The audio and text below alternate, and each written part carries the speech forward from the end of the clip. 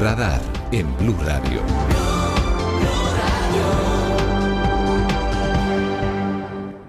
Hace exactamente una semana, el sábado 3 de enero, se produjo la captura, la extracción de Nicolás Maduro de Fuerte Tiuna, algo que parecía impensable, que parecía que solamente podía ser un guión de película, en medio de una operación militar estadounidense en Caracas, con bombardeos, con drones, con helicópteros, con la Fuerza Delta incluida.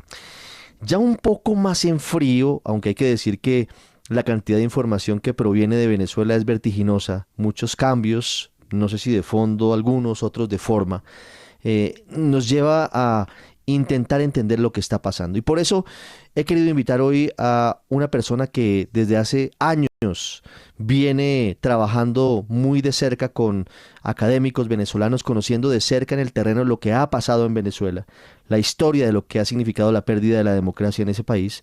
Se trata de Ronald Rodríguez, politólogo, internacionalista, investigador del Observatorio de Venezuela de la Universidad del Rosario. Hola Ronald, bienvenido al Radar, gracias por estar con nosotros. Ricardo, gracias por la invitación. Muchos años hablaba, se especulaba en círculos académicos, pero también en las casas de los venezolanos en el exilio frente a esa posibilidad de que Nicolás Maduro fuera derrocado, de que cayera el régimen. Y cuando menos se pensaba, a pesar de que estaba adelante una presión estadounidense en el Mar Caribe, ocurrió, pasó. Ronald, ¿y ahora qué? Porque esa imagen estaba allí, o el sueño sobre todo de los venezolanos. Pasó, al menos se fue Maduro, está preso en Nueva York. ¿Y ahora qué para Venezuela? Bueno, Ricardo, es realmente difícil saber cuál va a ser el destino de Venezuela. Todos en la región quisiéramos que Venezuela pudiera recuperar la democracia, sobre todo por lo que significa Venezuela. Venezuela es el país donde se utilizó la democracia para establecer una dictadura. Se utilizaron los espacios electorales, se utilizó la participación política para quitarle a los ciudadanos la libertad. El caso venezolano es importante para la región. Cuando iniciábamos este siglo solamente teníamos una dictadura, la dictadura cubana. Hoy tenemos la dictadura cubana, la venezolana, que querramos o no prevalece, hoy en cabeza de Delcy Rodríguez, la nicaragüense y la salvadoreña de Nayib Bukele. Todas estas dictaduras del siglo XXI, estas tres dictaduras tienen como característica que utilizaron la democracia para usurpar el poder. Por eso el caso venezolano es tan importante. Hoy, cuando muchas democracias están amenazadas en la región, es importante lo que sucede en Venezuela. De hecho, la lección que nos han dado los venezolanos es que la democracia no es solamente ir a emitir un voto, es defender el resultado, es acompañar todo el proceso, es el equilibrio de poderes, es la participación activa del ciudadano, es los medios de comunicación informando lo que sucede, son los académicos revisando todo lo que está pasando. Y el caso venezolano tristemente todavía no logra materializarse en el retorno a una democracia, y todo pareciera indicar que hoy la preocupación es más la recuperación económica de Venezuela, si se quiere, entre comillas, por parte de los Estados Unidos, como un botín en la región, que realmente el retorno a la democracia. Y ahí es donde empieza a sentirse un sabor amargo que los venezolanos en el exilio lo conocen bastante bien frente a lo que sucede en Venezuela. Claro, hablamos de cómo el presidente Donald Trump, incluso el mismo 3 de enero, en la rueda de prensa de Mar-a-Lago, confirmando la captura de Nicolás Maduro, priorizó los acuerdos petroleros, la venta de petróleo venezolano a Estados Unidos, y ese ha sido el eje de las decisiones recientes. El acuerdo que PDVSA confirma de más venta de petróleo, entre 30 y 50 millones de barriles, dice el presidente Trump. El restablecimiento con apoyo de Estados Unidos de la red eléctrica, obviamente para promover y para potenciar la industria petrolera, nos llevan hacia ese escenario.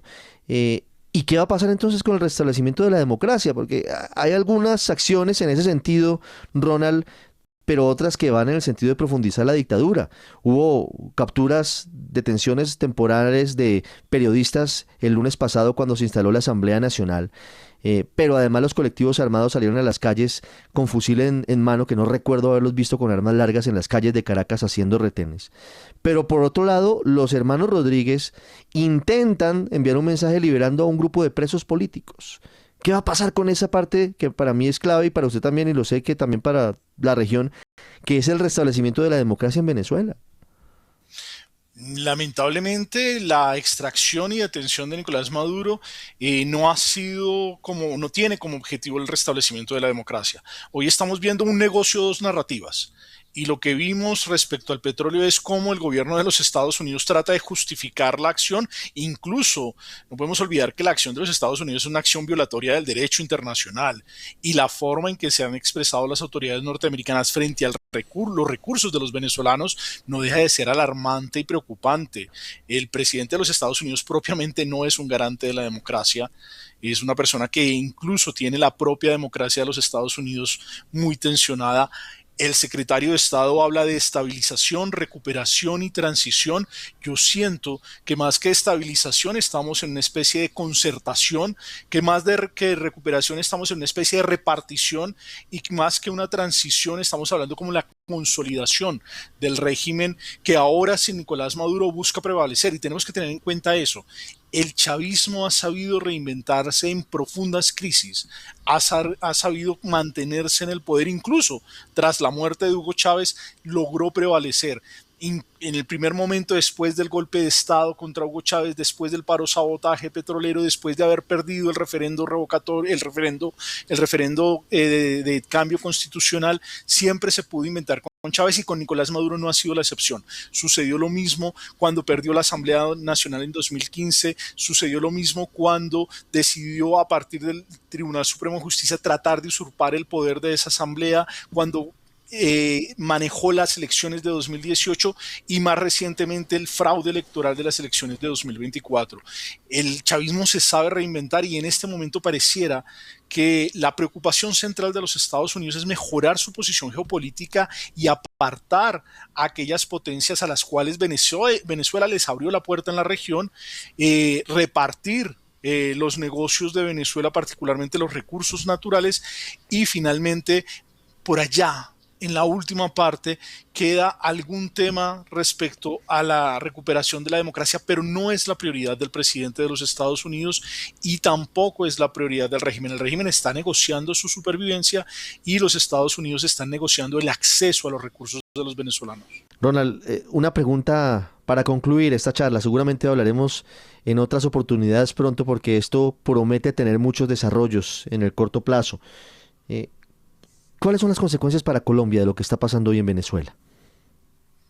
Sin lugar a duda, en Colombia las consecuencias se sienten de forma muchísimo más fuerte porque somos la única frontera viva de Venezuela. Venezuela tiene frontera con Estados Unidos, por Puerto Rico, con Países Bajos, por las islas neerlandesas, pero Colombia es el país que tiene esa frontera viva. ¿Qué tenemos en la zona de frontera? En este momento tenemos un reacomodamiento del ELN que tenía un statu quo en Venezuela que no es que se esté viniendo para acá, y en eso hay que ser claro. Recordemos que hay una parte importante del componente del ELN, tanto civil como armado, está en territorio venezolano. Ellos están moviendo sus campamentos, se están reacomodando y muy seguramente la afección que ya vivíamos en la zona del Catatumbo se va a ver agudizada y veremos dinámicas de seguridad muy complejas en la zona de frontera y de hecho una de las grandes preguntas que está sobre la mesa es si algunos de los esbirros de la dictadura que van a caer en desgracia porque va a suceder, eso sucede con los ajustes de cuentas en las dictaduras, escapan hacia Colombia, ¿cómo vamos a administrar